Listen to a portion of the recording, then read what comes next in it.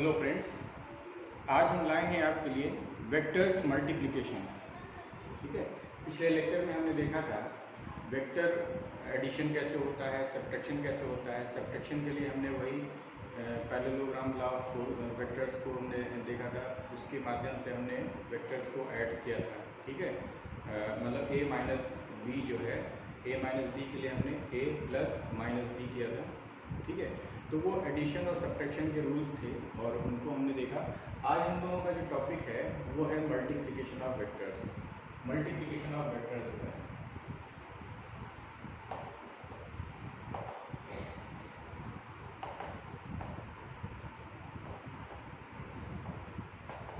Vectors को multiply करते हैं तो क्या होता है। ठीक है, तो इसके लिए पहले हम थोड़ा सा समझेंगे कि अगर मान लो फॉर एग्जांपल एक वेक्टर है a, ये a वेक्टर है और किसी स्केलर से मल्टीप्लाई करते हैं। अगर हम किसी स्केलर से मल्टीप्लाई करते हैं तो क्या होता है। ठीक है, तो देखिए इसका अगर हम ये देखें कि एक नया वेक्टर बनेगा, m a वेक्टर करेंगे तो एक नया वेक्टर बनेगा और इस वेक्टर को हम मान लेते हैं, फॉर एग्जांपल कोई एक वेक्टर मान लेते हैं c vector.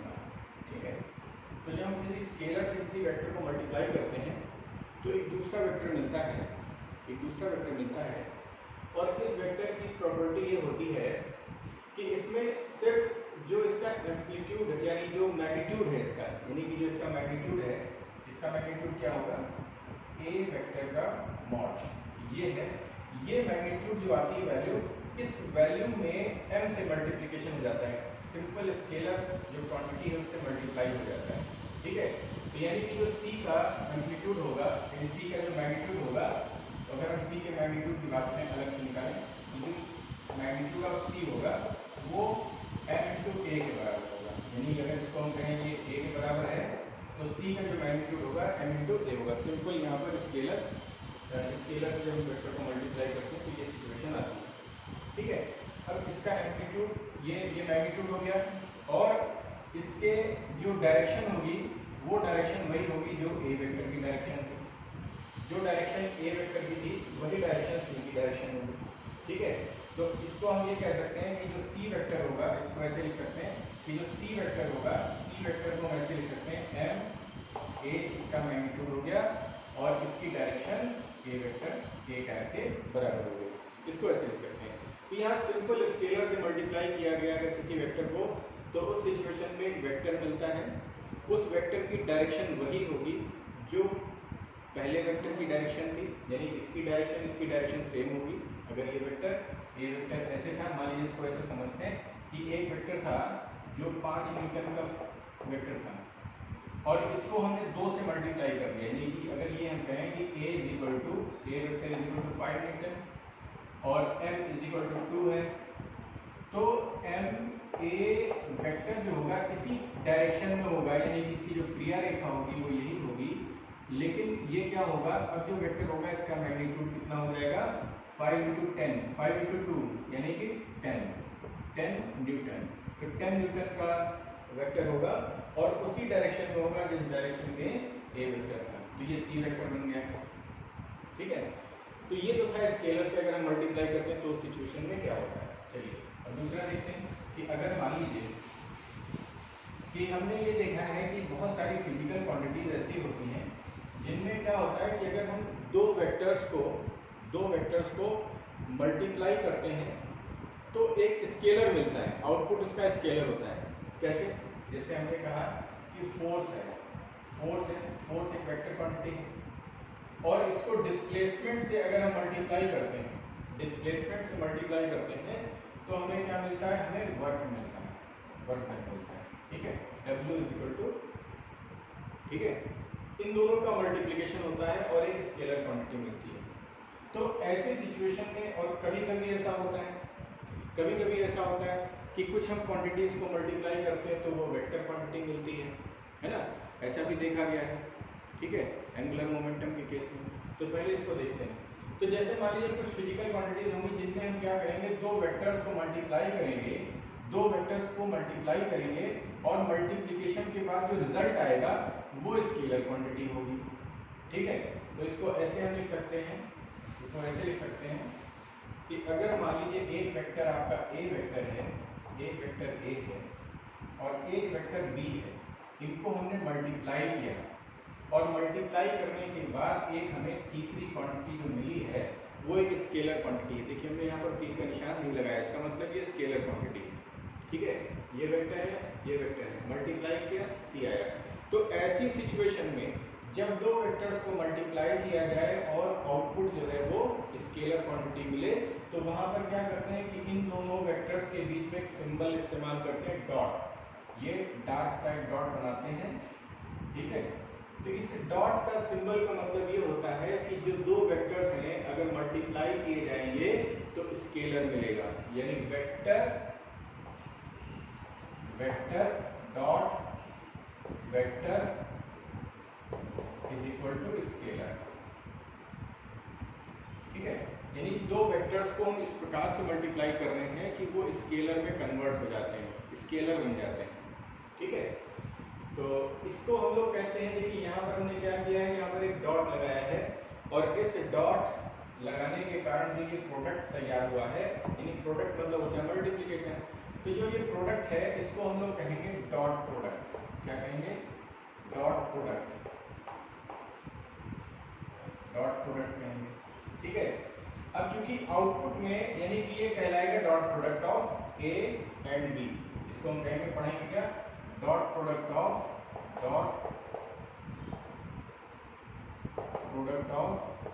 A vector A and vector B, इस तरीके से इसको पढ़ेंगे, ठीक है। इसको एक दूसरा नाम भी दिया गया है क्योंकि हम ये देख रहे हैं इसका जो आउटपुट है, अगर हम आउटपुट की तरफ देखें, ये तो हमने इनपुट साइड से अगर देख करके बताया है कि ये डॉट प्रोडक्ट है, क्योंकि डॉट का इस्तेमाल किया जाता है यहाँ पर प्रोडक्ट करने में, मल्टीप्लाई करने में, तो इसलिए हमने इसको डॉट प्रोडक्ट कहा है। अब राइट साइड में देखें तो राइट साइड में क्या है कि प्रोडक्ट के बाद हमें क्या मिल रहा है, आउटपुट जो है वो स्केलर मिल रहा है, ठीक है। तो इसको हम दूसरा नाम देंगे स्केलर प्रोडक्ट, इसको कहेंगे स्केलर प्रोडक्ट, यानी कि ये क्या है, स्केलर प्रोडक्ट है। और इस स्केलर प्रोडक्ट में क्या हो रहा है कि अगर हम दो वेक्टर्स को ए और बी को मल्टीप्लाई करते हैं तो वो कुछ इस प्रकार से जो है मल्टीप्लाई किया जाता है कि वो जो है स्केलर बन जाता है, तीसरी क्वांटिटी स्केलर बन जाती है, ठीक है। अब ये जो स्केलर बन जाता है इसमें हम देखें तो डिटेल में अभी हम इसको एक्सप्लेन करेंगे कि कैसे स्केलर क्वांटिटी वैल्यू क्या आएगी, ए और बी का डॉट प्रोडक्ट करेंगे तो वो सी की वैल्यू एक्चुअली क्या होगी वो भी हम देखेंगे, ठीक है। तो ये स्केलर प्रोडक्ट है, डॉट प्रोडक्ट ऑफ वेक्टर्स है। दूसरा देखिए कुछ फिजिकल क्वांटिटी, यानी कि अगर हम W की बात करें तो W को जो है, जो वर्क डन है W, इसको हम लिखते हैं F vector dot D vector, ठीक है, F डॉट D। तो इसका मतलब क्या हो गया कि F और D को हमने मल्टीप्लाई किया, दोनों वेक्टर क्वांटिटीज हैं और इनको जब हम मल्टीप्लाई करते हैं तो स्केलर मिलता है, तो ये इसका मतलब है कि इन दोनों के बीच में हम डॉट निशान लगाएंगे, डॉट का चिन्ह लगाएंगे, ठीक है। यानी अगर आप कभी भी आपको कोई फिजिकल क्वांटिटी ऐसी दिखें, दो क्वांटिटीज कि जिनको हम मल्टीप्लाई करें और आउटपुट अगर आपको स्केलर मिल रहा है तो आंख बंद करके आप सीधे सीधे क्या करेंगे, वहां पर डॉट लगा देंगे, दोनों के बीच में डॉट लगा देंगे, यानी कि वो डॉट प्रोडक्ट है, तभी वो स्केलर दे रहा है, ठीक है। तो यहाँ पर अगर मान लीजिए हम ये कहते हैं कि F वेक्टर है और D वेक्टर है, तो दोनों को जब हम मल्टीप्लाई कर रहे हैं तो वर्क डन मिल रहा है, W मिल रहा है जो कि एक स्केलर क्वांटिटी है, तो हम कहेंगे F और D के बीच में एक डॉट लगेगा, यानी कि इन दोनों का डॉट प्रोडक्ट करेंगे तब W आएगा, ठीक है। तो इसी तरीके से देखिए क्या होता है, कभी कभी कुछ क्वांटिटीज ऐसी होती हैं, कुछ फिजिकल क्वांटिटीज ऐसी होती हैं, जैसे टाउ है, ठीक है, मोमेंट ऑफ फोर्स। टाउ की वैल्यू देखें तो ये होता है R cross F, R cross F ऐसा लिखा पाया जाता है, या ऐसे इसको हटा दीजिए। यानी क्या हुआ कि दो वेक्टर्स अगर हम देखें, एक वेक्टर है R और एक वेक्टर है F। R क्या है, पोजीशन वेक्टर है, पोजीशन वेक्टर। पोजीशन वेक्टर होता क्या है, आप इसको इस तरीके से समझिए कि जैसे मान लीजिए आप किसी कमरे में बैठे हुए हैं और उस कमरे में 6 कोने होते हैं, 6 कॉर्नर्स होते हैं, नीचे के 4 कॉर्नर्स और ऊपर के जो है ना, 1 2 3 4 5 6 7 8 कॉर्नर हो गए, ठीक है। तो टोटल 8 कॉर्नर हो गए।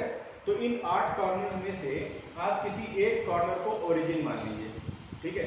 फॉर एग्जांपल हम मान लीजिए कि हम यहाँ ये हमारा कमरा है, ये कमरा है, और कमरे में ये देखिए जो ये हमारा बोर्ड है, बोर्ड में ये जो पीछे का हिस्सा है, यानी कि ये जो कॉर्नर है या पीछे की साइड में, इस कॉर्नर को अगर हम ओरिजिन मान लें, ठीक है, तो इस एक्सिस को अगर हम वाई एक्सिस मान लें और इस एक्सिस को अगर हम जेड एक्सिस मान लें, तो ये जो बाहर की तरफ, ये बाहर वाला पॉइंट है, ये किस दिशा में जा रहा है, ये एक्स एक्सिस की तरफ जा रहा है, ठीक है।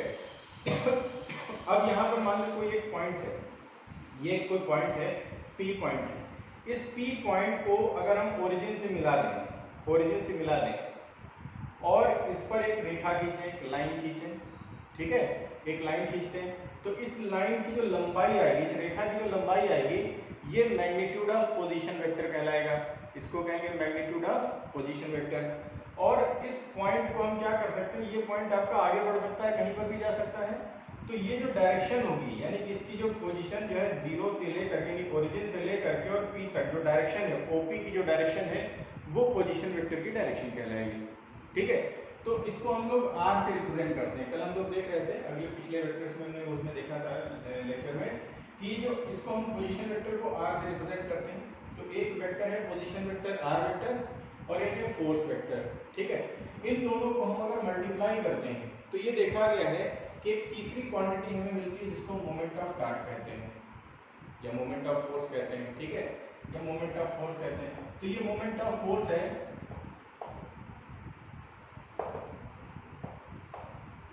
ये इसको टॉर्क कहते हैं, ठीक है।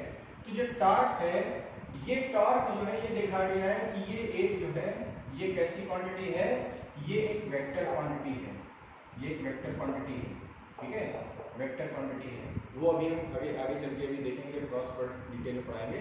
तो ये एक्सेल वेक्टर है या पोलर जो है वेक्टर है, ठीक है। तो कुछ एक्सेल वेक्टर्स होते हैं, उनको हम एक्सप्लेन करें। फिलहाल यहाँ समझिए वेक्टर क्वांटिटी हमें मिलती है, यानी कि अगर हम दो वेक्टर्स हैं, उनको अगर हम मल्टीप्लाई कर रहे हैं, तो क्या हो रहा है कि हमें एक वेक्टर, तीसरा वेक्टर मिल रहा है। तो ऐसे केस में क्या करते हैं कि जो दो वेक्टर्स हैं, इन दोनों वेक्टर्स के बीच में हम क्रॉस सिंबल का इस्तेमाल करते हैं, ये क्रॉस सिंबल का इस्तेमाल करते हैं, ठीक है। तो ये कहलाता है क्रॉस प्रोडक्ट। क्रॉस प्रोडक्ट क्या कहलाता है, क्रॉस प्रोडक्ट,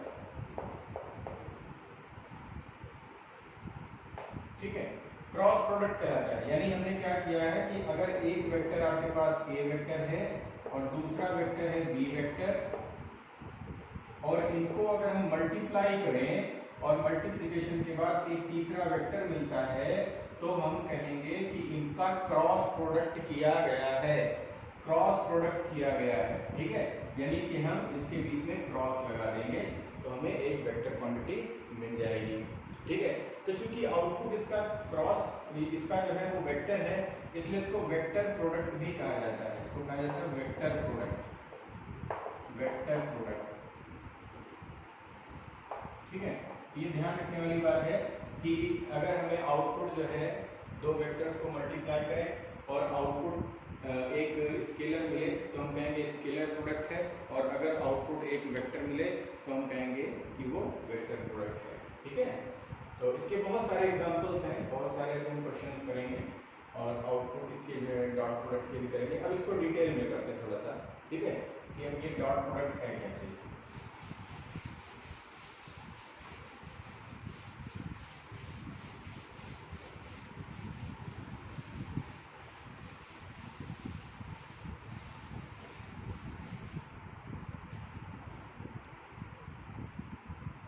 डॉट प्रोडक्ट को एक हम एग्जांपल से समझते हैं पहले, कि मान लीजिए एक ये बॉडी है, एक छोटी सी बॉडी है और ये एक सरफेस पे रखी हुई है, एक सरफेस पे रखी हुई है, ठीक है। हमने क्या किया कि एक यहाँ पर हमने एक थीटा एंगल पे, यानी कि सरफेस से थीटा एंगल पे एक फोर्स F लगा दिया हमने इसके ऊपर। जब हमने F फोर्स से इसको खींचा, यानी जब F फोर्स अप्लाई करेंगे तो इसमें एक डिस्प्लेसमेंट हो गया है, एक डिस्प्लेसमेंट हुआ है, ठीक है। वो इस डायरेक्शन में डिस्प्लेसमेंट हुआ है, फोर्स F अप्लाई किया तो इस डायरेक्शन में डिस्प्लेसमेंट हुआ है, ठीक है। तो मान लीजिए कि जो डिस्प्लेसमेंट वेक्टर है, वो डिस्प्लेसमेंट वेक्टर जो है वो D है, डिस्प्लेसमेंट वेक्टर D है, यानी F फोर्स अप्लाई करने से D डिस्प्लेसमेंट को आया और F और D के बीच में थीटा का एंगल आया। ठीक है, तो अगर मान लीजिए कि ये जो आपका डिस्प्लेसमेंट है इसका मैग्नीट्यूड, अगर इसका मैग्नीट्यूड हम कहें तो इसका मैग्नीट्यूड अगर D के बराबर है, ठीक है, इसका मैग्नीट्यूड है D के बराबर है, ठीक है, और इस फोर्स का जो मैग्नीट्यूड है वो F के बराबर है, F फोर्स का मैग्नीट्यूड F के बराबर है।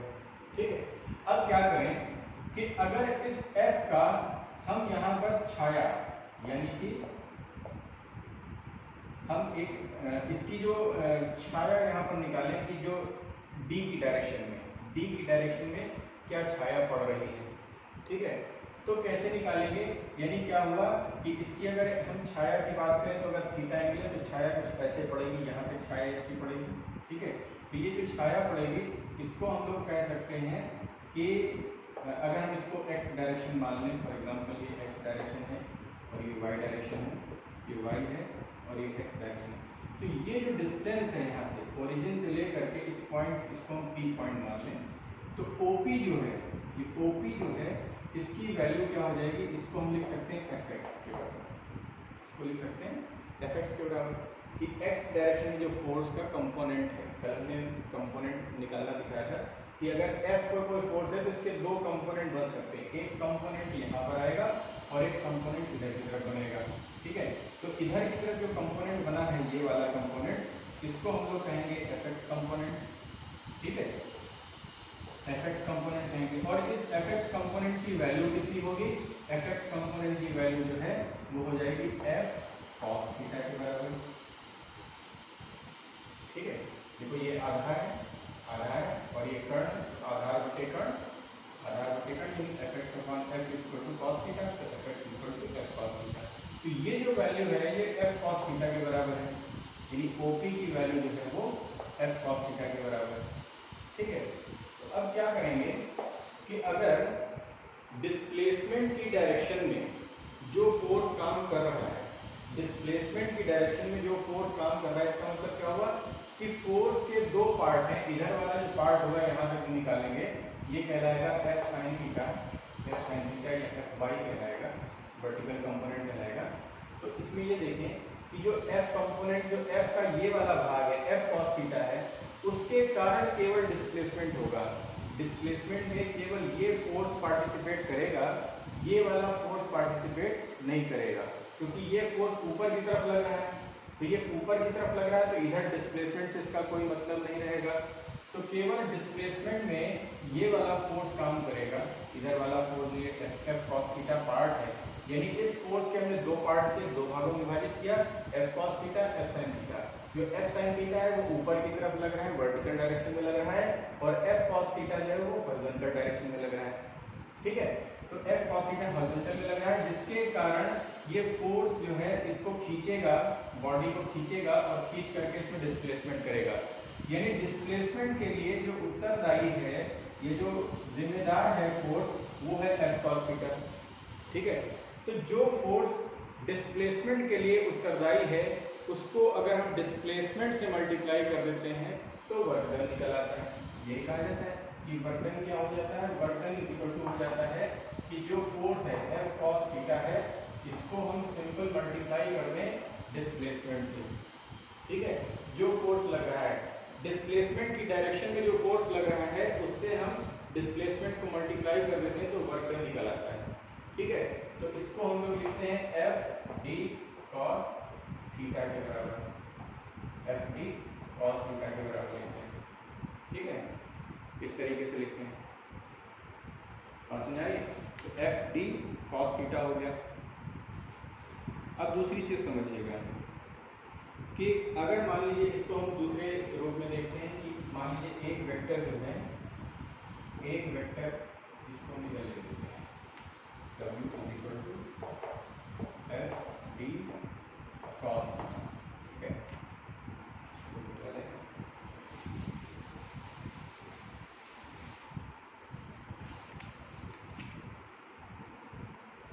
ठीक, अब देखिए अगर मान लीजिए एक वेक्टर है a वेक्टर, एक है a वेक्टर जो इस दिशा में है, और एक वेक्टर है बी वेक्टर जो कि इस दिशा में है, इस डायरेक्शन में है, यहाँ से थीटा एंगल बनाता है, ठीक है। तो अगर हम इसके यहाँ पर इसकी छाया बनाए इस पर, ठीक है, तो इसकी छाया अगर हम यहाँ पर बनाते हैं नीचे ए वेक्टर की डायरेक्शन में, तो ये वैल्यू आएगी, ठीक है।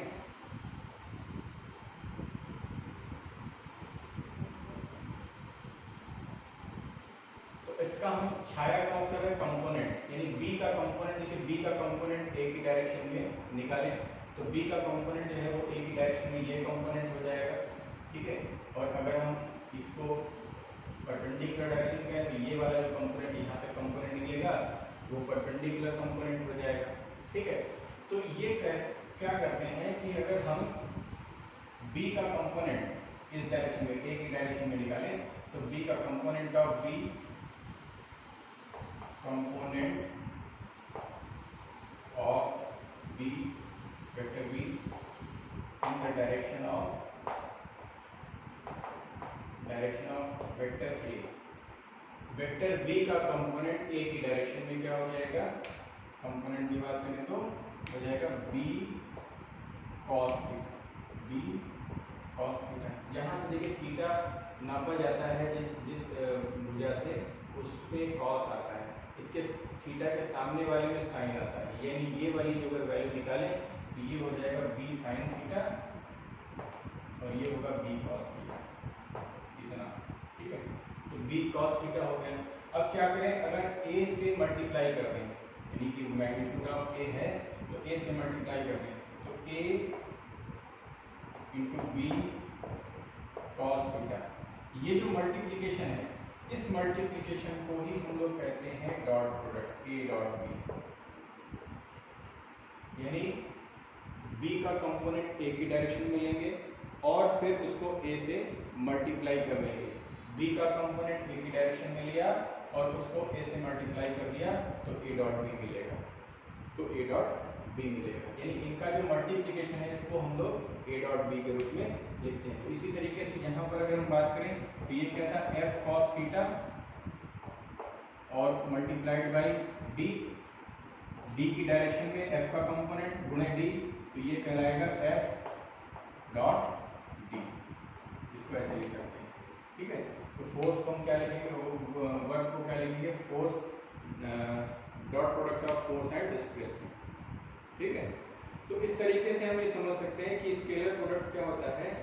स्केलर प्रोडक्ट जो है उसमें हम क्या करते हैं कि एक वेक्टर का दूसरे वेक्टर के डायरेक्शन में कंपोनेंट उस वेक्टर से मल्टीप्लाई कर देते हैं, यानी एक वेक्टर का दूसरे वेक्टर की डायरेक्शन में कंपोनेंट और मल्टीप्लिकेशन कर देते हैं उस वेक्टर से, ठीक है। तो ये आपका बन जाता है dot product a dot b बराबर, यानी कि हम इसको ऐसे लिख सकते हैं कि a डॉट b अगर है कहीं पर लिखा हुआ तो a dot b is equal to हो जाएगा a b cos थीटा, ठीक है। अब इसमें केसेस बनते हैं, कई सारे केसेस बनते हैं कि अगर सिचुएशन अलग अलग होगी तो क्या होगा उस केस में, तो हम देखिए आगे निकालते हैं इसकी प्रॉपर्टी, इसको हम बोलते हैं कि स्केलर प्रोडक्ट की प्रॉपर्टीज क्या क्या होंगी। तो प्रॉपर्टीज मिटा दें, इसको नोट कर लीजिए।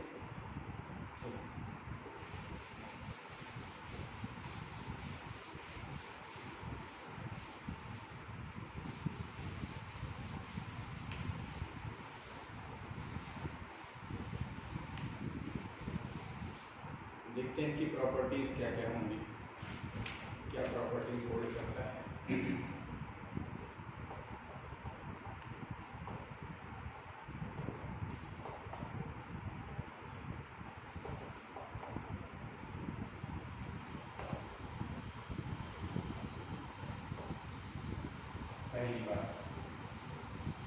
पहली बात तो ये है कि जो डॉट प्रोडक्ट है इसमें अगर हम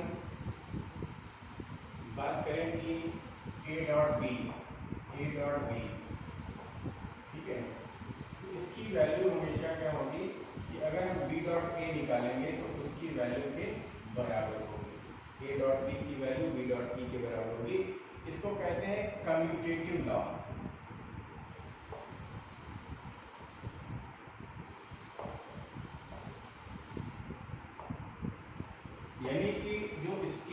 प्रोडक्ट है, ये डॉट प्रोडक्ट है वो कम्यूटेटिव लॉ को फॉलो करता है।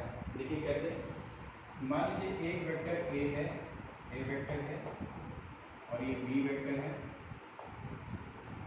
इनके बीच में थीटा एंगल है, तो ए डॉट बी, देखिए ए डॉट बी का मतलब है हम हाथ की हथेली को ऐसे रखेंगे और इसको बी की तरफ घुमाएंगे, बी की तरफ घुमाएंगे, तो जो एंगल आएगा उसको थीटा कहेंगे, ठीक है, एंटी क्लॉकवाइज जो एंगल आएगा, यानी कि ए से बी की तरफ एंगल को मेजर करेंगे। तो ये जो है ए डॉट बी अगर निकालना है तो क्या होगा कि ये हो जाएगा A dot B is equal to A B और कॉस थीटा, इनके बीच का जो एंगल होगा। अब अगर हम बी डॉट ए की बात करते हैं, बी डॉट ए की बात करते हैं तो देखिए क्या होगा कि बी से ए की तरफ एंगल हम हमेशा क्या करेंगे, हाथ की उंगलियां जिस ओर घूमती हैं केवल हम उस ओर घुमाएंगे, तो ये इधर से घुमाएं तो ऐसे कुछ जा करके एंगल बनेगा, ये वाला एंगल बनेगा, ठीक है, तो ये एंगल बनेगा,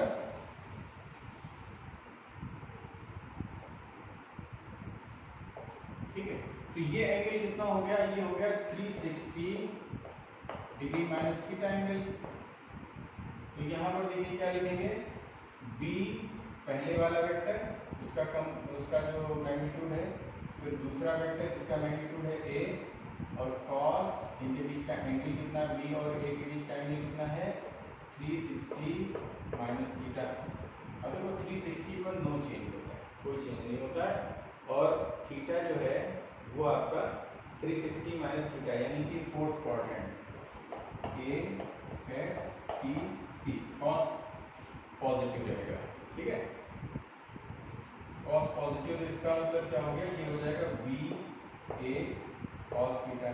अब क्योंकि ये स्केलर क्वांटिटीज हैं, बी ए जो है वो स्केलर, चाहे 2 को 4 से गुणा करो चाहे 4 को 2 से गुणा करो, वैल्यू 8 आएगी, तो इस तरीके से इसको बी ए कॉस थीटा को लिख सकते हैं ए बी कॉस थीटा लिख सकते हैं, इसमें कोई परिवर्तन नहीं हो सकता, ठीक है।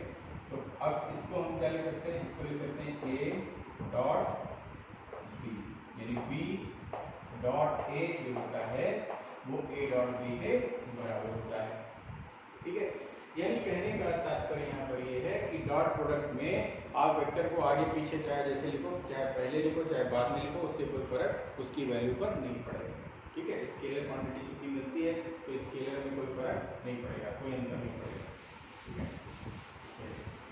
दूसरी बात देखिए क्या है, डिस्ट्रीब्यूटिव होती है, ठीक है, कि जो डॉट प्रोडक्ट होता है वो डिस्ट्रीब्यूटिव होता है, ये स्केलर प्रोडक्ट जो होता है वो डिस्ट्रीब्यूट होता है। इसका मतलब क्या हुआ कि अगर हम कहें कि एक वेक्टर ए है और एक वेक्टर है बी प्लस सी वेक्टर, दो वेक्टर्स हैं उनको हमने पहले सम किया और उसके बाद ए के साथ में इसका डॉट प्रोडक्ट कर दिया, तो ये देखा गया है कि जो इसकी वैल्यू है वो A dot B plus A dot C के बराबर होती है, A dot B is plus A dot C के बराबर होती है।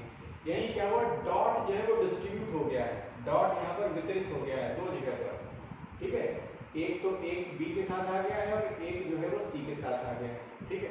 तो ये कहते हैं डिस्ट्रीब्यूटिव लॉ, इसको कहते हैं डिस्ट्रीब्यूटिव लॉ,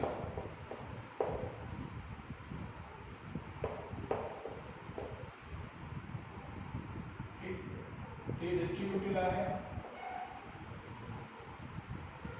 ठीक है, तो डिस्ट्रीब्यूटिव लॉ है। देखिए कैसे होता है, एक इसका एग्जांपल ये है कि अगर मान लीजिए एक वेक्टर ए वेक्टर है, ये ए वेक्टर है, इसको ऐसे समझने के लिए ये ए वेक्टर है और एक वेक्टर है बी वेक्टर,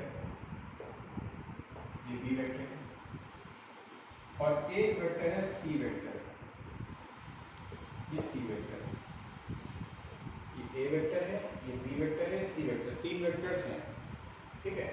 अगर हम बी और सी को ऐड करेंगे तो देखिए क्या है कि अगर ट्रायंगल ला से जाएं तो ए बी और सी, तो ये हो जाएगा आपका, ये हो जाएगा इसका रिजल्टेंट, यानी ये रिजल्टेंट क्या हो गया, बी प्लस सी हो गया, बी प्लस सी हो गया, ठीक है। तो इस तरीके से हम इसको लिख सकते हैं कि ये बी प्लस सी है, ठीक। अब देखो अगर हम इसको यहाँ से बी प्लस सी का डॉट प्रोडक्ट ए के साथ निकाला तो क्या करेंगे, इसकी छाया यहाँ पर बनाएंगे, यानी इसका कंपोनेंट निकालेंगे। ये जो कंपोनेंट आएगा वो बी प्लस सी का कंपोनेंट होगा। इस कंपोनेंट से ए को मल्टीप्लाई कर दीजिए तो वो आपका बन जाएगा A vector dot B plus C vector, यानी बी प्लस सी का कंपोनेंट हो गया ये। इसको हम कोई नाम दे देते हैं, चलिए इसको हम यहाँ से परपेंडिकुलर डालें, इसको P नाम दे दीजिए, इसको Q नाम दे दीजिए, इसको O नाम दे दीजिए, ठीक है। तो जो OQ है, OQ है वो OQ क्या है, कंपोनेंट ऑफ, OQ है component of B plus C vector, B plus C vector का कंपोनेंट है ये, हाँ, in the direction of A, in the direction of A vector की दिशा में B प्लस सी का कंपोनेंट है OQ, ठीक। अब इस कंपोनेंट को अगर हम A से मल्टीप्लाई कर दें, तो ये कहलाएगा A डॉट B प्लस सी कहलाएगा।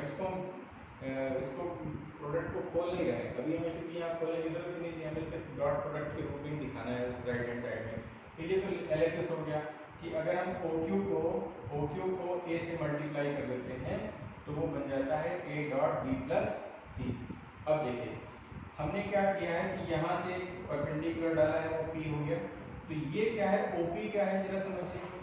OP जो है, OP है component of B, component of vector B in the direction of A vector की डायरेक्शन में B का कंपोनेंट है ये वाला OP, ठीक है। तो अगर हम इसको A से मल्टीप्लाई कर दें तो ये क्या कहलाएगा, ये कहलाएगा A डॉट B कहलाएगा, A डॉट B कहलाएगा, ठीक है। अगर हम मल्टीप्लाई कर दें तो A डॉट B बन गया, ठीक। अब देखो क्या है कि अगर हम PQ की बात करें, PQ क्या है, कंपोनेंट ऑफ C है इन the direction of A, C की छाया है PQ पर, तो हम ये कह सकते हैं कि जो PQ है, PQ क्या है कि कंपोनेंट ऑफ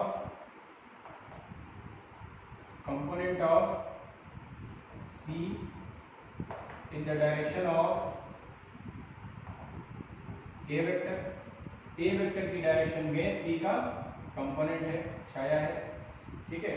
तो इससे अगर हम देखें तो इसको हम ये कह सकते हैं कि इस छाया को अगर हम A से मल्टीप्लाई कर लें तो क्या बन जाएगा, A डॉट C बन जाएगा, A डॉट C बन जाएगा, ठीक है, A डॉट C बन जाएगा।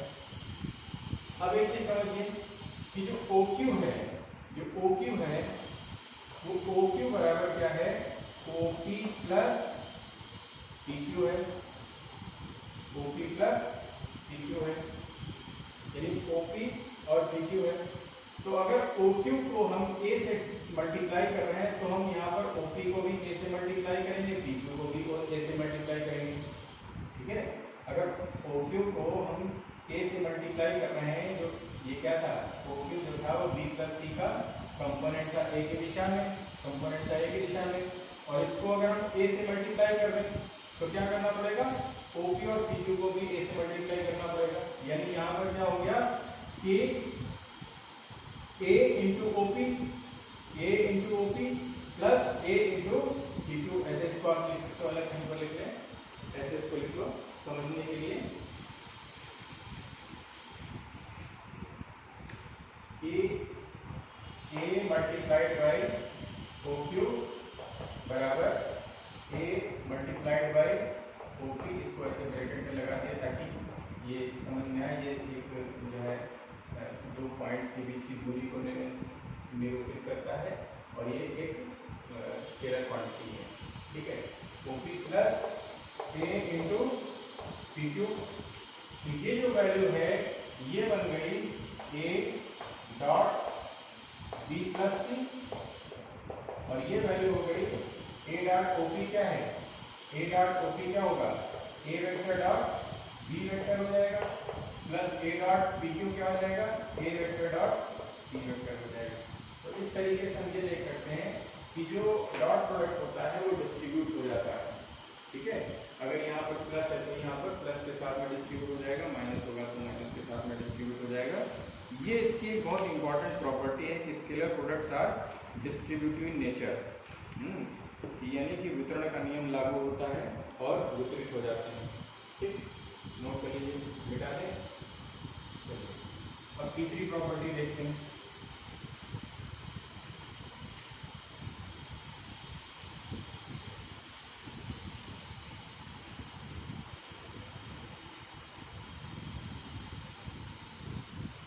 आप लोग मेरा चैनल सब्सक्राइब जरूर करें और बेल आइकन को दबा दें ताकि जो भी नए वीडियोज हम डालते हैं वो आपको आसानी से मिल सकें। साथ ही साथ अगर अच्छे लगें तो लाइक भी करें और अगर आपने इन सब चीज़ों को पहले से पढ़ रखा है तो स्पीड बढ़ा करके देखें और आगे बढ़ जाएं। अगर किसी कंसेप्ट को आपको आता है तो उसकी स्पीड बढ़ा लें, ×2 पे पढ़ें या ×1.5 पे पढ़ें और आगे बढ़ जाएं। ठीक है, क्योंकि बहुत सारी चीज़ें हैं जो अक्सर पढ़ाती हैं यही हैं तो पढ़ा दी जाती है। चलिए, अब एक जो तीसरी प्रॉपर्टी देखते हैं कि अगर दो वेक्टर्स परपेंडिकुलर हैं, यानी मान लीजिए एक वेक्टर है ए और एक वेक्टर है बी और ये दोनों परपेंडिकुलर हैं, उस केस में क्या होगा? परपेंडिकुलर का मतलब ये देखिए सिंबल है परपेंडिकुलर का। परपेंडिकुलर का मतलब है कि angle between vector A and vector B, ठीक है, इज 90 डिग्री। 90 डिग्री का कोण है ए और बी के बीच। यानी अगर एक वेक्टर ए वेक्टर इस दिशा में है तो दूसरा वेक्टर इसके 90 डिग्री पर इस दिशा में होगा। उस केस में देखिए छाया, देखो बी की छाया ए की दिशा में कहाँ पड़ेगी? इस पॉइंट पर पड़ेगी, 0 पॉइंट पर पड़ेगी इसकी छाया ए की दिशा में। यानी पूरा का पूरा वेक्टर 90 डिग्री पर है तो इसका कंपोनेंट जो है नहीं निकाला जा सकता, क्योंकि ये इसको हम अगर कोई भाग x की दिशा में झुका होता, ठीक है, तो हम उसका कंपोनेंट निकालते हैं x की डायरेक्शन में या a की डायरेक्शन में। लेकिन कोई चूंकि एंगल इसका 90 डिग्री है तो हम देखेंगे कंपोनेंट इसका जो है वो एक ही कंपोनेंट मिलेगा, वो भी परपेंडिकुलर डायरेक्शन में, ऊपर की दिशा में। या ऐसे कह सकते हो, अगर इस वेक्टर की छाया इस दिशा में देखी जाए तो उसकी छाया इस पॉइंट पर ही पड़ेगी, यानी 0 पॉइंट पर पड़ेगी। ठीक है, तो जब 0 पॉइंट की छाया पड़ गई यानी कि इसकी वैल्यू कितनी है, डिस्टेंस कितनी हो गई, लंबाई कितनी हो गई, 0 हो गई। 0 से जब 1 को मल्टीप्लाई करोगे 0 होगा। तो ये तो फिजिकल कंसेप्ट हो गया। दूसरा देखिए इसको मैथमेटिकली कैसे हम प्रूव करेंगे। मैथमेटिकली कैसे करेंगे कि अगर हम कहें ए डॉट बी की बात है तो ए डॉट बी क्या हो जाएगा, ए बी और cos 90 डिग्री और cos 90 0 होता है, तो ये वैल्यू हो गई 0। ठीक है, तो अगर दो वेक्टर्स हैं जो कि परपेंडिकुलर होते हैं तो उनका स्केलर प्रोडक्ट 0 आता है। दो वेक्टर्स जो कि एक दूसरे से परपेंडिकुलर हैं तो उनका स्केलर प्रोडक्ट 0 मिलेगा, यानी कि आउटपुट 0 मिलेगा। ठीक है, चलिए इसको ऐसे समझ सकते हैं, मान लीजिए आपने एक बॉडी है, इस बॉडी पर एक फोर्स लगाया है, एक फोर्स लगाया इस डायरेक्शन में, एफ डायरेक्शन में, और आप चाहते हो कि यहाँ पर डिस्प्लेसमेंट हो, ठीक है।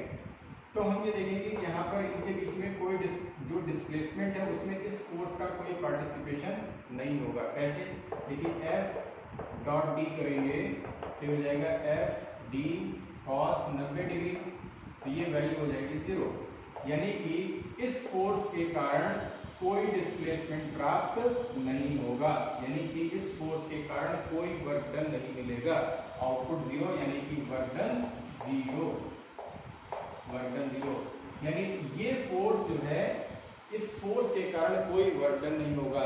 परपेंडिकुलर, इस चीज को हमेशा ध्यान रखिएगा पूरे 11th में, पूरे अपने जो है सेशन में, कि परपेंडिकुलर फोर्स के कारण अगर डिस्प्लेसमेंट के परपेंडिकुलर कोई फोर्स लगा है तो वहां कोई भी वर्क डन नहीं होगा। या हम ये कह सकते हैं कि अगर डिस्प्लेसमेंट की डायरेक्शन के परपेंडिकुलर फोर्स है तो कोई वर्क डन नहीं होगा।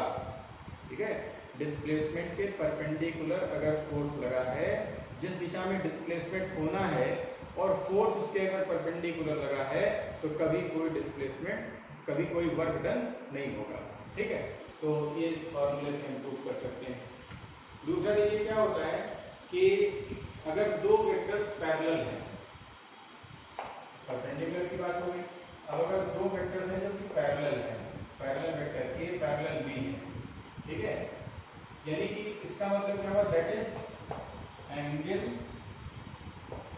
Between A and B is equal to 0 degree, ठीक है, इज 0 डिग्री, 0 डिग्री एंगल, ठीक है। तो 0 डिग्री एंगल के लिए क्या आंसर क्या निकलेगा, A dot B is equal to A B cos 0 यानी ए बी।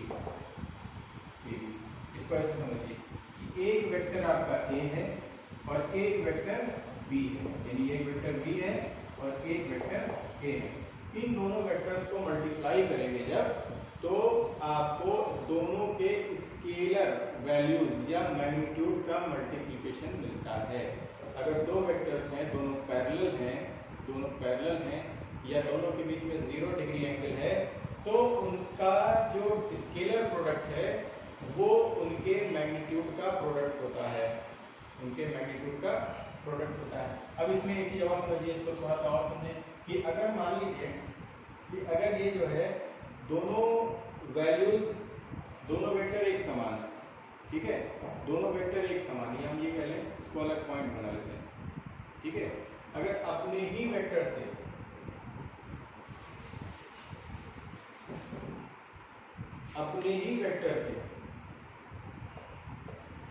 ठीक है,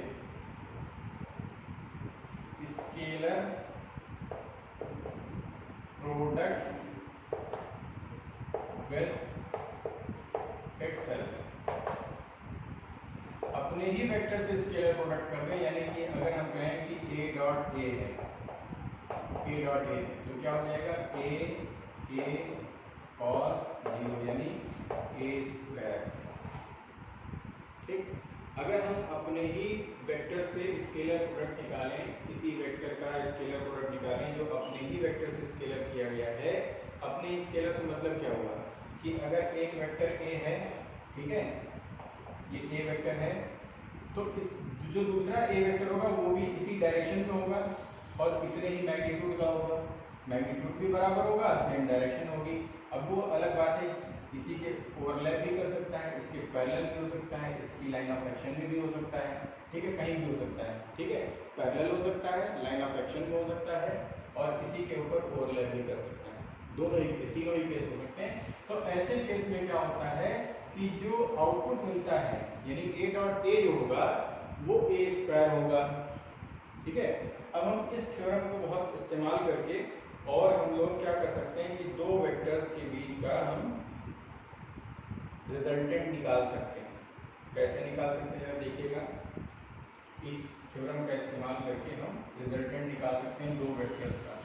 अगर हम कोई वेक्टर्स हैं और उनको, उन वेक्टर्स को अगर हम मल्टीप्लाई कर दें अपने ही वेक्टर से, तो हम क्या कर सकते हैं, उसका रिजल्टेंट निकाल सकते हैं। कि कैसे निकालेंगे इस बात को समझिएगा, जैसा कि हम लोगों ने पैरेललोग्राम में किया था, यहाँ पर हम वही काम कर सकते हैं।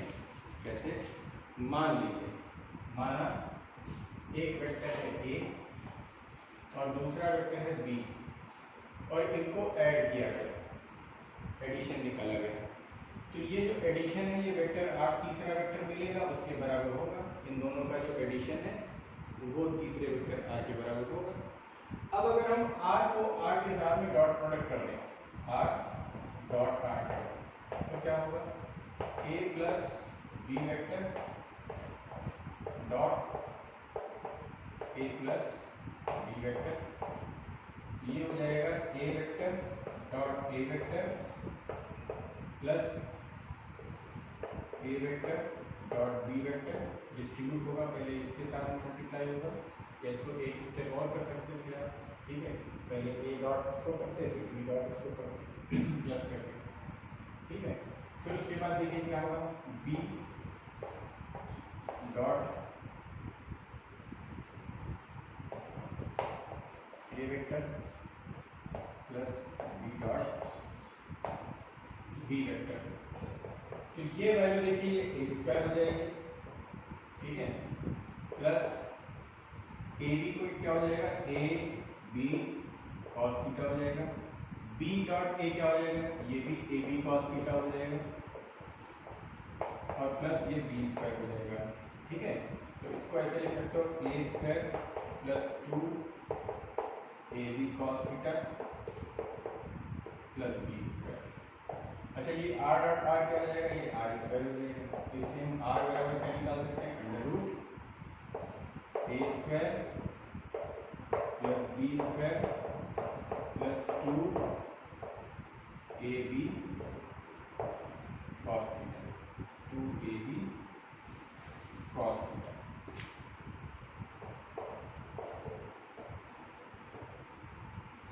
ठीक है, तो ये हम वैल्यू निकाल सकते हैं, यानी कि हम इस प्रॉपर्टी को, आइडेंटिटी का इस्तेमाल करके हम ये वैल्यू निकाल सकते हैं।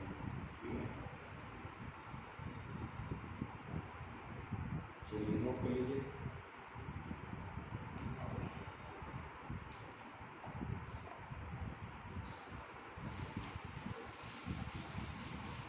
हम देखते हैं ऑर्थोगोनल जो यूनिट वेक्टर्स हैं उनमें क्या होता है, अगर उनके हम डॉट प्रोडक्ट करते हैं तो उस केस में क्या होगा।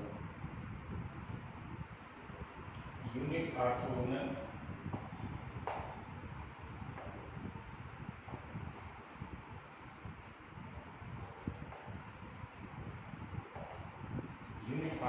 वेक्टर जो होते हैं वो क्या कहलाते हैं, आई कैप, जे कैप, के कैप। आई जो वेक्टर होता है वो एक्स डायरेक्शन में, जे वेक्टर वाई डायरेक्शन में और के वेक्टर जेड डायरेक्शन में। ये यूनिट ऑर्थोगोनल वेक्टर्स होते हैं।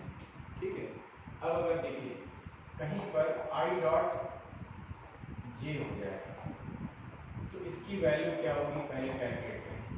देखो जो आई जे के, इसको ऐसे समझें, ये वाई डायरेक्शन है, ये जेड डायरेक्शन है और ये एक्स डायरेक्शन है। इस डायरेक्शन में जो यूनिट वेक्टर है वो आई कैप है, इस डायरेक्शन में जे कैप है, इस डायरेक्शन में के कैप। इसको ऐसे समझें कि ये प्लेन में एक y हो गया, एक y हो गया, z हो गया, और ये अंगूठा जो है वो बाहर की तरफ, ये x डायरेक्शन हो गया। तो x और y के बीच में 90 डिग्री का कोण है, यानी I और j के बीच में 90 डिग्री का कोण होगा, I और k के बीच में 90 डिग्री का कोण होगा, और k और y के बीच में 90 डिग्री का कोण, यानी कि I j के परस्पर 90 डिग्री पर है, लंबवत है। ठीक है, तो I डॉट जे की बात करें तो I का मैग्नीट्यूड क्या होगा, 1 होगा, यूनिट वेक्टर है तो इसका मैग्नीट्यूड 1 होता है, यानी I का मैग्नीट्यूड, J का मैग्नीट्यूड और cos, इनके बीच का एंगल 90 डिग्री, तो ये बराबर हो गया 1 इंटू 1 और इंटू 0 बराबर 0 हो गया। ठीक है, इसी तरह से J और K का अगर हम डॉट प्रोडक्ट करें तो वो भी हो जाएगा 1 इंटू 0 बराबर 0। ठीक है, इसी तरह से K और I का अगर हम डॉट प्रोडक्ट करें तो ये भी 0 होगा, या इनके उल्टे कर लें, J डॉट I करेंगे तो भी 0 होगा। ठीक है, K डॉट J करेंगे तो भी 0 होगा, और J dot I dot K करेंगे तो भी 0 होगा। यानी कहने का तात्पर्य यहाँ पर यह है कि अगर एक ऑर्थोगोनल यूनिट वेक्टर को किसी दूसरे ऑर्थोगोनल यूनिट वेक्टर के साथ डॉट प्रोडक्ट किया जाए तो उसकी वैल्यू हमेशा 0 आती। लेकिन अगर I डॉट I करें तो इसकी वैल्यू देखिए 1 हो गया और cos 0 डिग्री हो गया, यानी इसकी वैल्यू 1 हो गई। इसी तरह से J डॉट J कर दें, J डॉट J करें तो इसकी वैल्यू 1 हो गई, इसकी वैल्यू 1 हो गई और cos 0 बराबर 1 हो गया। ठीक है, K डॉट K करें तो 1 हो गया और cos 0 बराबर 1 हो गया। इसका मतलब क्या है कि अगर अपने ही यूनिट वेक्टर से, यानी कि अगर इटसेल्फ अगर उसको हम unit vector co dot product करते हैं तो वैल्यू 1 आती है, और किसी दूसरे ऑर्थोगोनल यूनिट वेक्टर से अगर उसको हम डॉट प्रोडक्ट करते हैं किसी एक यूनिट वेक्टर को, तो वहां पर वैल्यू 0 आएगी। ये हमेशा देखा गया है। ठीक है, लॉजिक बिल्कुल क्लियर है। यूनिट वेक्टर जो होता है उसका मैग्नीट्यूड यूनिटी होता है, 1 होता है। ठीक है, कोई भी यूनिट वेक्टर होगा उसका अगर मैग्नीट्यूड निकालोगे तो 1 आएगा। ठीक है, यानी हम यहाँ पर कहीं लिख सकते हो आप कि यूनिट वेक्टर आई का जो मैग्नीट्यूड है बराबर जे का मैग्नीट्यूड है बराबर के का मैग्नीट्यूड है, और ये वैल्यू 1 के बराबर। ये हमेशा रहता है, ध्यान रखिएगा। ठीक है, तो अब देखिए कुछ चीज़ें हम यहाँ पर और लिखेंगे, नोट कर लीजिए, मिटा दें। चलिए,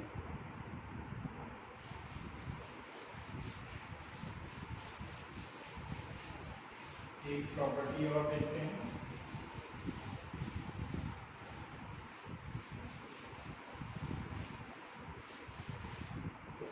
जैसे अभी आपको हमने 3D का कंसेप्ट बताया था कि अगर मान लीजिए हमने ये बोर्ड है, इसका जो पीछे वाला हिस्सा है उसको हमने जो है, जैसे ये हमने ये खींच रखा, ऊपर की लाइन ये हो गई, अंदर वाला देखेंगे, ये बाहर वाली नहीं बल्कि अंदर जो इसकी लाइन है उस लाइन को हमने ये खींचा है, इसको हमने Z कहा है, और इसके अंदर जो नीचे वाली जो लाइन है इसको हमने Y कहा है, और ये वाला बाहर वाला पॉइंट है, ठीक है, अंदर से बाहर की तरफ जो आया हुआ है इसको हमने x कहा है। यानी जब हम बाहर की तरफ जा रहे हैं तो वो x डायरेक्शन में जा रहे हैं, ऊपर की तरफ जा रहे हैं तो z डायरेक्शन में, इधर की तरफ जा रहे हैं तो y डायरेक्शन में जा रहे हैं। ठीक है, हमने कहा था कि यहाँ पर अगर कोई पॉइंट ले लें तो मान लीजिए कोई एक पॉइंट P है, P को हमने O से ओरिजिन से मिलाया, तो ये जो वेक्टर बनेगा ये पोजीशन वेक्टर कहलाएगा। मान लीजिए ये OP जो है, यहाँ पर कोई हमने P पॉइंट लिया है, तो ये जो OP है इस OP को हमने माना A वेक्टर। ठीक है, अब एक दूसरा पॉइंट ले लें, Q पॉइंट ले लें, एक पॉइंट हमने यहाँ लिया था, एक पॉइंट यहाँ ले लीजिए, Q पॉइंट ले लिया, तो Q पॉइंट ले लें तो इसको मिलाएंगे। ठीक है, ये जो मिलाएंगे, ये जो वेक्टर था ये A वेक्टर था, इस वेक्टर को हमने B वेक्टर कहा, इस वेक्टर को, यानी OQ is equal to B vector है। ठीक है, अब देखिए P तक पहुंचने के लिए आपको मान लीजिए यहाँ तक P पर पॉइंट पहुंचना है, तो पहले आप क्या करेंगे, पहले x की दिशा में चले, कितना, मान लीजिए फॉर एग्जांपल x1 चले। ठीक है, फिर y डायरेक्शन में चलेंगे, y1 डायरेक्शन में y1 डिस्टेंस चले, फिर z डायरेक्शन में z1 डिस्टेंस चले, और फिर आप पॉइंट P पर पहुंच गए, ठीक है, तो यानी कि इसको हम ऐसे लिख सकते हैं, वेक्टर फॉर्म में ऐसे लिख सकते हैं यूनिट वेक्टर के टर्म्स में कि ये x1i, ठीक है, y1j प्लस z1k, यानी अब डायरेक्शन चलते चले जाइए। पहले आप x की दिशा में चले तो एक x वेक्टर बनाएंगे, x की डायरेक्शन वेक्टर बनाएंगे, फिर y की डायरेक्शन में चले तो एक y डायरेक्शन का वेक्टर बनाएंगे, प्लस z डायरेक्शन में चले तो z डायरेक्शन का वेक्टर बनाएंगे। तो इस तरीके से क्या है कि जो x की दिशा में मान लीजिए x1 दूरी तय करी है आपने, ठीक है, और y की दिशा में y1 दूरी तय करी है, और z की दिशा में z1 दूरी तय करी है। कहीं इसको हम ऐसे भी लिख लेते हैं कि इसको ऐसे भी लिख लीजिए कि इसको, चलिए लिखा रहने दीजिए। अच्छा, b के लिए देखिए क्या है, b वेक्टर की तरफ पहुंचने के लिए क्या किया हमने कि x2 दूरी तय करी और y2 दूरी तय करी y की दिशा में, और z2 दूरी तय करी z की दिशा में। ठीक है, तो इसको ऐसे लिख सकते हो आप, किसी भी वेक्टर को अगर हम x y i j k के फॉर्म में लिखना हो, यानी ऑर्थोगोनल यूनिट वेक्टर्स के टर्म्स में लिखना हो, तो हम इस प्रकार से रिप्रेजेंट करते हैं वेक्टर्स को। ठीक है, चाहे इसको r लिखिए, r1 लिखिए, r2 लिखिए, जो मर्जी आए आप लिखिए। और तो हम जब i j k के टर्म में लिखते हैं, कोई वेक्टर को बात करते हैं, तो उस वेक्टर को हम ऐसे लिखते हैं x1i y1j z1k, या इसको ऐसे भी लिख सकते हो।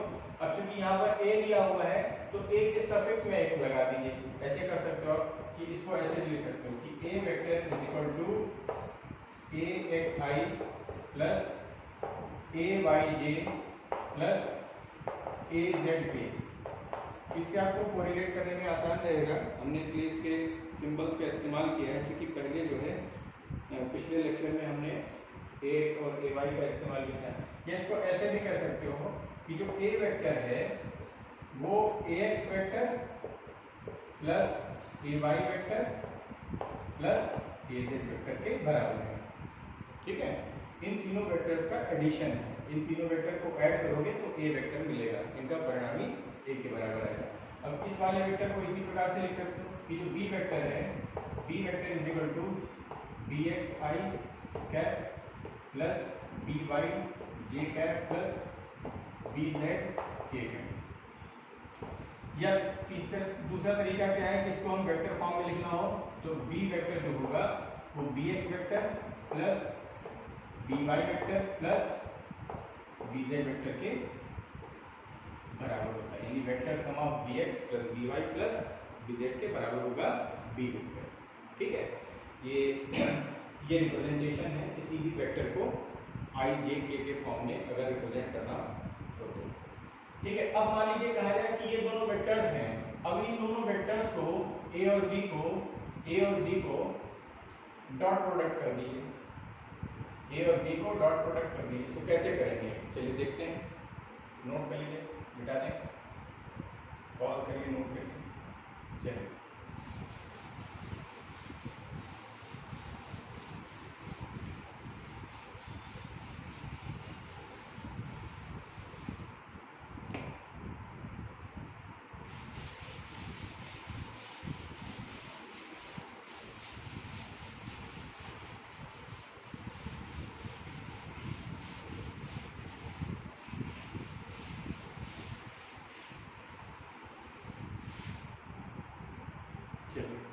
अब देखिए इसमें मान लीजिए ए वेक्टर है is equal to A X I cap plus A Y J cap plus A Z K cap, और बी वेक्टर है B X I cap B Y J cap B Z K cap. क्योंकि दो vectors हैं और आपको कहा गया है कि ए डॉट बी करिए, ए डॉट बी करिए। तो देखिए कैसे करेंगे, हम वैल्यूज रखेंगे, सिंपल है कि ए की वैल्यू रख दो, बी की वैल्यू रख दो।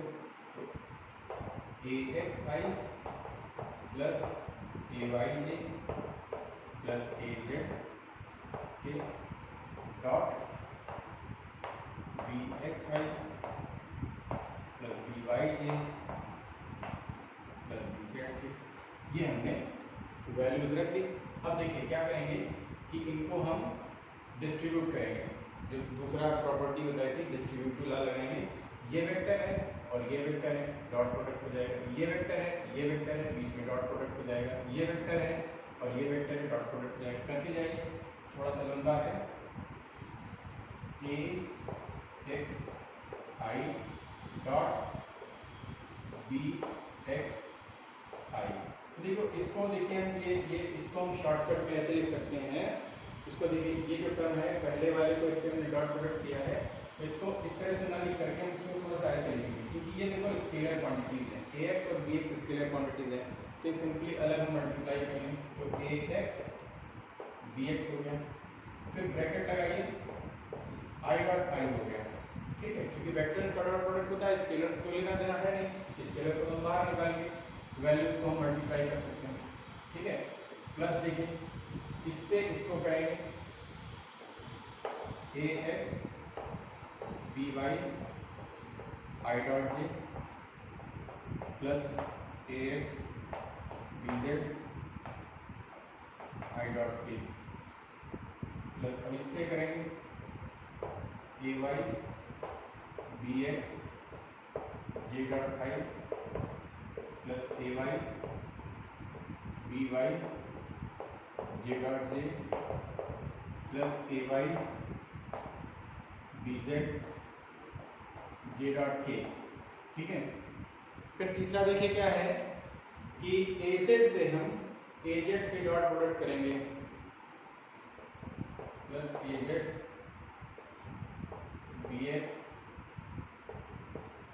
के dot I plus A Z B Y K dot J plus A Z B Z C dot J. ठीक है, देखिए ये वाले जो टर्म है आई डॉट आई ये 1 हो जाएगा, ठीक है, जे डॉट जे ये 1 हो जाएगा और के डॉट के ये 1 हो जाएगा।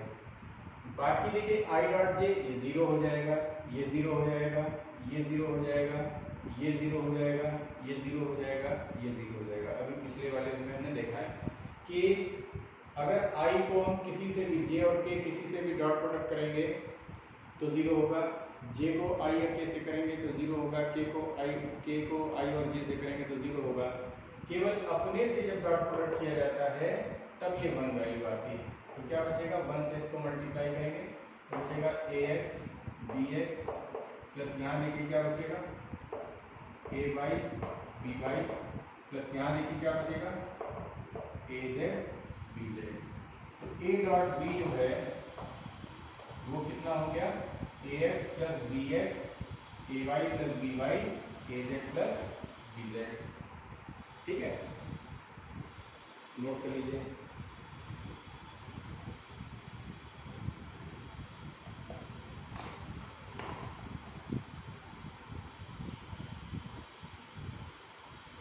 चलिए मिटा दें।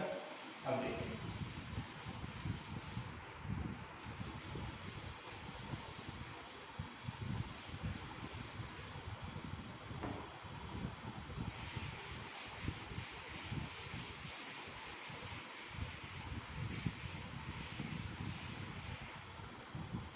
नोट कर लें फिर से हम कि ए जो था ए बराबर था A X I cap A Y J cap plus A Z K cap और बी वेक्टर जो था वो B X I cap plus B Y J cap plus B Z K cap.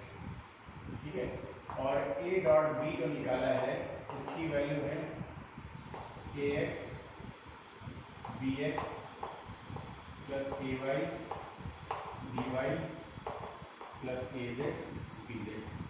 अब देखिए जो ये वेक्टर्स हैं, जैसे ए वेक्टर है तो ए वेक्टर का मैग्नीट्यूड क्या होगा, इसका मैग्नीट्यूड क्या होगा। तो मैग्नीट्यूड देखिए कल हमने बताया था कि मैग्नीट्यूड जो इसका है, अगर ए वेक्टर है इसका मैग्नीट्यूड आपको निकालना है तो चलिए पहले हम आर वाले देखते हैं जो एग्जाम्पल लिया था हमने कि आर इज इक्वल टू जो था R vector is equal to अगर X I plus Y J plus Z के है तो आर वेक्टर का जो मैग्नीट्यूड होता है वो हो जाता है under root X square plus Y square plus Z square. तो इसी तरीके से जहाँ पर भी क्या होगा कि ये जो ए है इसका हो जाएगा मान x square plus A Y square plus A Z square. इसी तरीके से जो बी वेक्टर है इसका जो मैग्नीट्यूड है वो हो जाएगा under root B X square plus B Y square plus B Z square, ये वैल्यू हो जाएगी।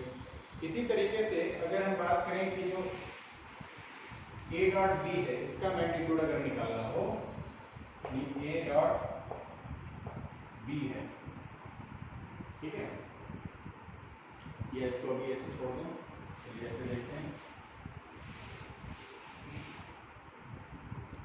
कि फॉर्मूला क्या है। देखिए ए डॉट बी की वैल्यू क्या होती है। ए डॉट बी होता है magnitude of A magnitude of B cos theta, A B cos theta. ठीक है, तो अगर यहाँ से कॉस थीटा निकालना हो तो क्या होगा, कॉस थीटा एक्चुअली है क्या चीज, कॉस जो है वो ए और बी के बीच का एंगल है, एंगल बिटवीन ए और B, A vector B vector, ऐसे कह सकते हो। ठीक है, तो angle between A and B है। तो देखिए इसको ऐसे लिखेंगे, इसको cos theta is equal to cos A vector comma B vector, यानी ए बी के बीच का एंगल है। तो ये क्या हो जाएगा, ये जो है A dot B upon mod A mod B, ऐसे लिख सकते हैं। तो अब वैल्यू रख दें तो हम ये कह सकते हैं cos ए बी जो होता है, cos ए बी की वैल्यू जो है वो क्या होगी, A X B X plus A Y B Y plus A Z B Z upon under root A X square plus A Y square plus A Z square multiplied by under root B X square plus B Y square plus B Z square. तो ये जो है, अगर आपको दो vectors के बीच का angle निकालना हो तो हमेशा हम इस रूल का इस्तेमाल करेंगे, इस नियम का इस्तेमाल करेंगे। आपको दो वेक्टर्स दे दिए जाएं और कहा जाए कि उनके बीच का एंगल निकालिए, तो आप इस तरीके से इसका एंगल निकाल सकते हो। तो ये कुछ प्रॉपर्टीज जो थी इसकी डॉट प्रोडक्ट की, और इसमें हम लोगों ने देखा कि डॉट प्रोडक्ट क्या है। एक्चुअली एक वेक्टर की डायरेक्शन में दूसरे वेक्टर का जो प्रक्षेप बनता है, जो उसका प्रक्षेप बनता है, उसके साथ में उस वेक्टर को मैग्नीट्यूड को मल्टीप्लाई कर देते हैं, ठीक है, तो डॉट प्रोडक्ट होता है। ठीक है, उसके बाद आइडेंटिटीज, उसकी कुछ प्रॉपर्टीज हमने देखी कि अगर दो वेक्टर्स हैं परपेंडिकुलर होंगे तो क्या होगा, परपेंडिकुलर होंगे तो डॉट प्रोडक्ट 0 होगा। इससे एक बात ये समझ में आती है कि जैसे अगर मान लीजिए दो स्केलर क्वांटिटीज होती हैं, दो स्केलर क्वांटिटीज हैं और उनको मल्टीप्लाई करना है, ठीक है, तो क्या होता है कि वो सिंपल हम मल्टीप्लिकेशन कर देते हैं, ठीक है, यानी कि जो आपके पास सिंपल रूल्स ऑफ अर्थमेटिक या मैथमेटिक्स हैं उनसे हम स्केलर मल्टीप्लिकेशंस के को सॉल्व कर सकते हैं। लेकिन वेक्टर के केस में हम वैसा नहीं पाते हैं। वेक्टर के केस में हम देख रहे हैं कि अगर प्रोडक्ट कर रहे हैं, मल्टीप्लाई कर रहे हैं, तो वैल्यू 0 भी आ जा रही है, बल्कि दोनों वेक्टर 0 नहीं है। अगर मान लीजिए ए वेक्टर और बी वेक्टर 0 नहीं है लेकिन परपेंडिकुलर है, तो उनका प्रोडक्ट जो है वो 0 हो जाएगा, ठीक है। एक वेक्टर है ए और एक वेक्टर है बी, दोनों की अपनी कुछ डेफिनेट वैल्यू है, कुछ फाइनाइट वैल्यू है, दोनों फाइनाइट लेंथ के कुछ वेक्टर्स हैं, लेकिन इनको अगर हम मल्टीप्लाई कर दें तो वैल्यू 0 हो जा रही है। किस केस में, अगर ये दोनों परपेंडिकुलर है तो। लेकिन स्केलर के केस में क्या होता है, स्केलर के केस में दो के मल्टीप्लिकेशन, यानी दो स्केलर क्वांटिटीज या दो अगर हम नंबर्स हैं और उनको मल्टीप्लाई करें और वैल्यू 0 आए, तो वहां पर एक कंडीशन होती है कि कोई ना कोई एक क्वांटिटी 0 होगी, ठीक है। जैसे 2 को या तो 0 से गुणा करें तो 0 आएगा, या 0 को 2 से गुणा करें या 4 से गुणा करें तो 0 आएगा, यानी एक क्वांटिटी 0 होगी, तभी हम कह सकते हैं कि नंबर्स जो है वो मल्टीप्लाई करने पर 0 आते हैं। लेकिन वेक्टर के केस में ऐसा नहीं है, दोनों क्वांटिटीज जो है हो सकता है फाइनाइट वैल्यूज हों, लेकिन फिर भी वो जो है मैग्नीट्यूड दोनों के हों, कुछ ना कुछ नॉन जीरो हो, लेकिन फिर भी उनकी वैल्यूज है वो 0 आ सकती है। ये ऐसा वेक्टर में पॉसिबल है, ठीक है। सिंपल मैथमेटिक्स में ऐसा नहीं होता। चलिए कुछ एक छोटा सा न्यूमेरिकल देखते हैं, करके समझने की कोशिश करते हैं कि हमारे पास दो वेक्टर्स थे जिनकी कुछ ना कुछ वैल्यू थी, परंतु जब उनको हम डॉट प्रोडक्ट करें तो वैल्यू 0 आ जा रही है। देखिए कैसे,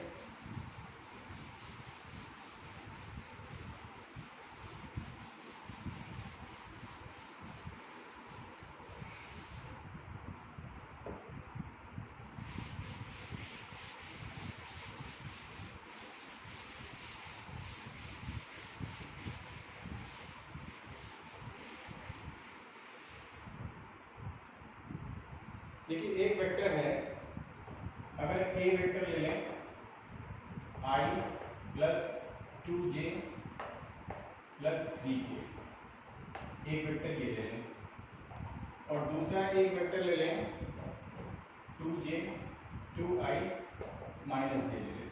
चलिए ये ले लेते हैं वेक्टर। अब इनका डॉट प्रोडक्ट निकालिए। दो तरीके से क्वेश्चन पूछा जा सकता है, इनका डॉट प्रोडक्ट बताइए, या ये बताया, ये पूछा जा सकता है कि प्रूफ करिए कि ये दोनों परपेंडिकुलर हैं, ठीक है।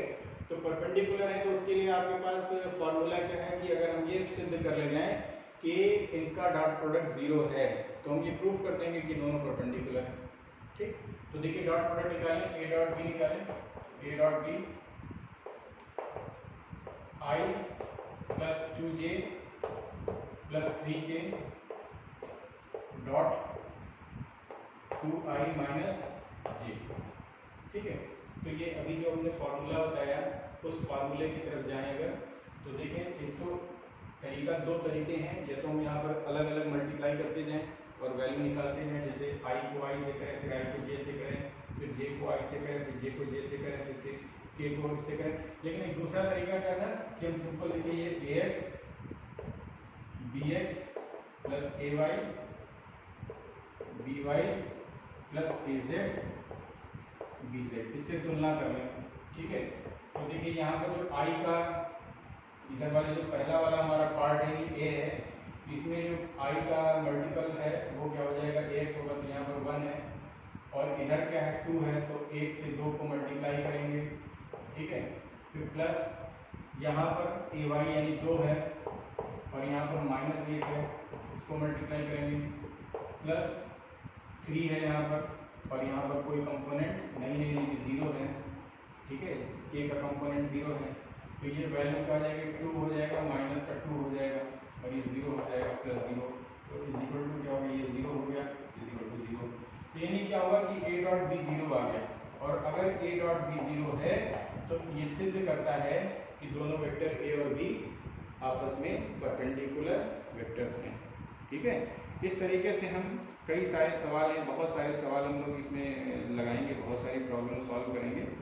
तो नेक्स्ट लेक्चर में पहले हम लोग देखेंगे डॉट क्रॉस प्रोडक्ट क्या है, और फिर उसके बाद एक छोटा सा और सवाल ले लेते हैं, एक छोटा सा एक और ले लेते हैं सवाल।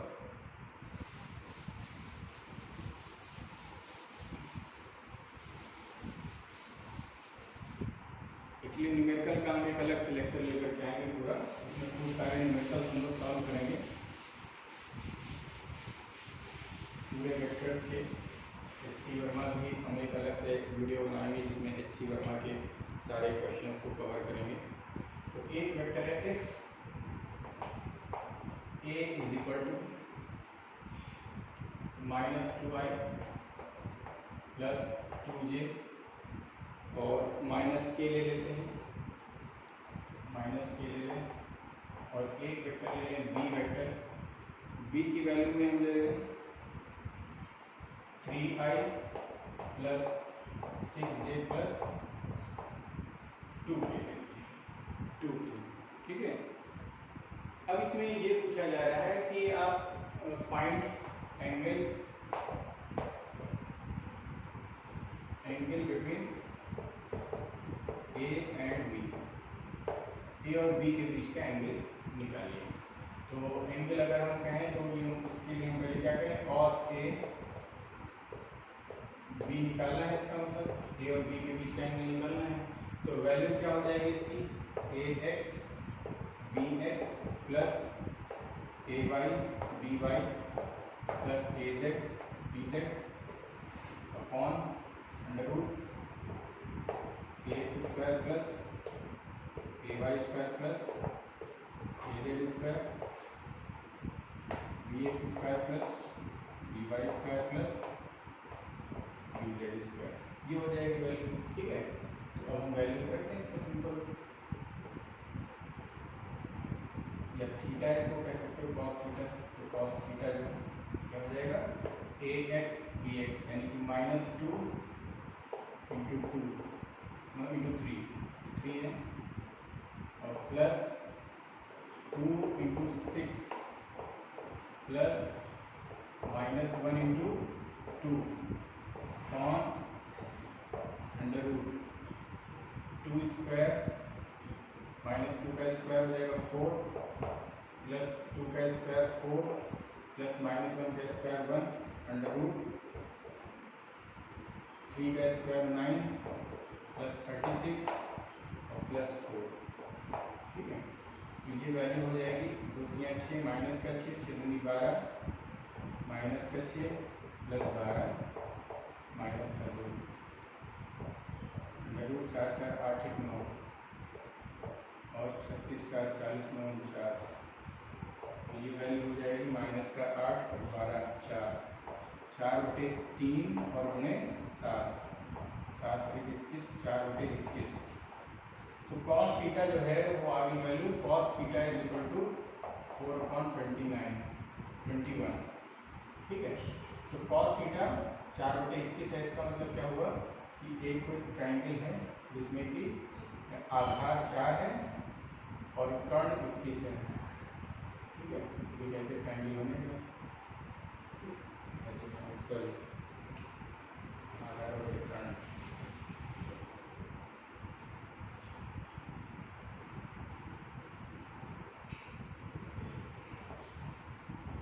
चार होगा, ये 21 होगा, या थीटा होगा, सॉरी ये 21 होगा।